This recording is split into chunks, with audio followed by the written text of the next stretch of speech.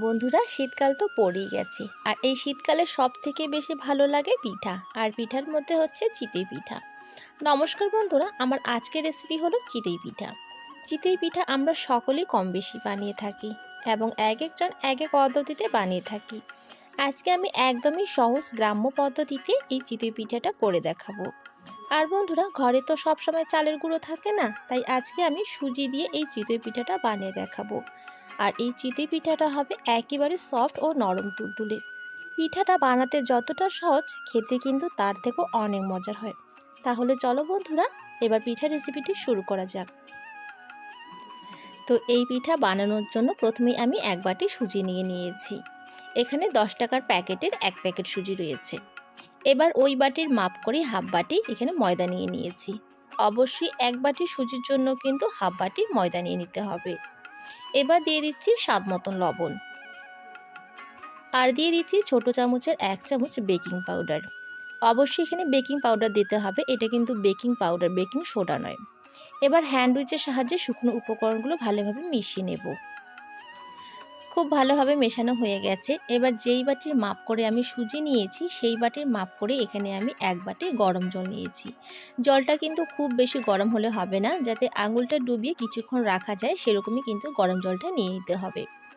প্রথমে এক বাটি জল দিয়ে এবার হ্যান্ড উইচের সাহায্যে খুব ভালোভাবে মিশিয়ে নেব। এবার আমি আবারও এক বাটি জল দিয়ে দিচ্ছি। আমি যেই বাটির মাপ করে সুজি নিয়েছি, সেই বাটির মাপ করেই কিন্তু 2 বাটি এখানে জল লাগবে। এবার যে বাকি জলটুকু রয়েছে সেটুকু দিয়ে দিলাম। এবার সমস্ত কিছু খুব ভালোভাবে মিশিয়ে নেব।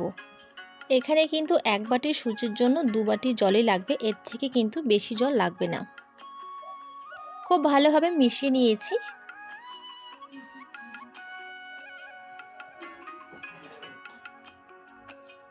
এবার আমি একটা মিক্সির জার নিয়ে নিলাম। এবার এই জারের মধ্যে এই ব্যাটারটাকে ঢেলে নেব।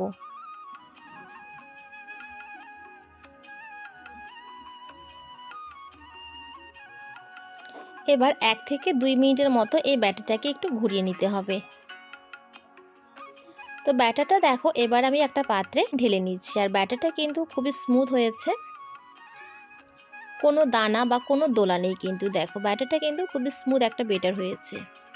তোমাদেরকে একটু তুলে দেখাচ্ছি। দেখো ব্যাটারের ঘনত্বটা কিন্তু ঠিক এরকমটাই হবে, খুব বেশি পাতলা হবে না বা খুব বেশি ঘন হবে না। এবার এই ব্যাটারটাকে আমি 30 মিনিটের জন্য ঢাকা চাপা দিয়ে রেস্টে রেখে দেব। তো 30 মিনিট পর ফিরে এলাম।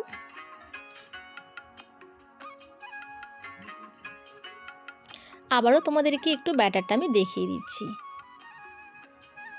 যদি ব্যাটারের ঘনত্বটা এরকম হয়, তাহলে বুঝবে যে পিঠাগুলো কিন্তু পারফেক্ট হবে। এবার আমি পিঠাগুলোকে ভেজে নেব।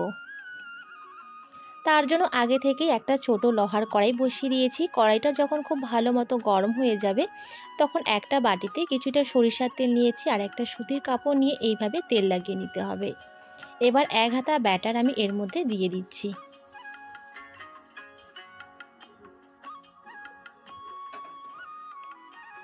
এবার আমি একটা মাটির ঢাকনা দিয়ে এইভাবে 2 মিনিটের জন্য ঢেকে রাখবো। আর অবশ্যই আঁচটাকে কিন্তু মিডিয়াম টু লোতে রাখতে হবে। আর এইভাবে একটু জল ছিটিয়ে দেব, এতে করে কিন্তু পিঠাগুলো খুব সুন্দরভাবে ফুলে উঠবে আর নিচেও কিন্তু পুড়ে যাবে না। তো 2 মিনিট পর তোমাদের ঢাকনা খুলে দেখাচ্ছি। দেখো পিঠাটা কিন্তু খুব ভালোভাবে হয়ে গেছে। আমি আঙুল দিয়ে একটু চেক করছি, দেখো পিঠাটা কিন্তু আর নরম নেই। এবার পিঠাটাকে আমি তুলে নেব। আর খুব সহজেই কিন্তু উঠে আসবে পিঠাটা, কড়াইয়ে কিন্তু একটুও লেগে যাবে না। তো এই পিঠাটা হয়ে গেছে। আর দেখো কতটা ফুলকো ফুলকো হয়েছে চিতই পিঠাটা। একইভাবে পিঠাগুলো ভেজে নেব। আবারও তেল লাগিয়ে নিচ্ছি। আমি শুধুমাত্র কিন্তু 2 থেকে 3টা পিঠা ভাজার আগে এইভাবে তেল লাগিয়ে নেব, তারপরে কিন্তু আর তেল লাগানোর কোনো দরকার নেই। আবারও 1 হাতা বেটার আমি দিয়ে দিলাম, আবারও ঢেকে দিলাম। 2 মিনিট পর ঢাকনা খুলে নিয়েছি। দেখো পিঠাটা কিন্তু কত সুন্দরভাবে ফুলে উঠেছে। এবার এই পিঠাটাকেও আমি তুলে নিচ্ছি।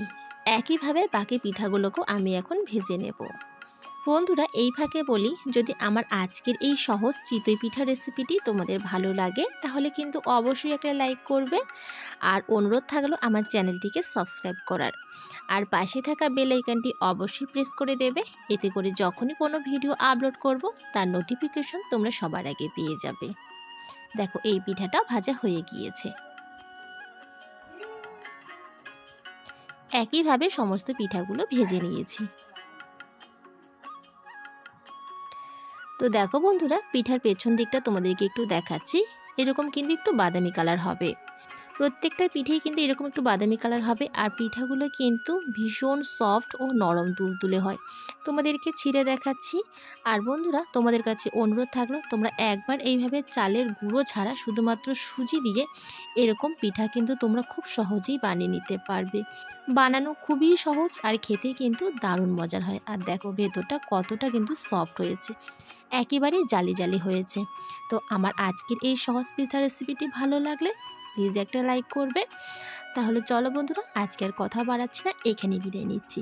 দেখা হচ্ছে পরের একটা অন্য কোনো রেসিপিতে। সবাই খুব ভালো থাকবে, সুস্থ থাকবে এবং সাবধানে থাকবে।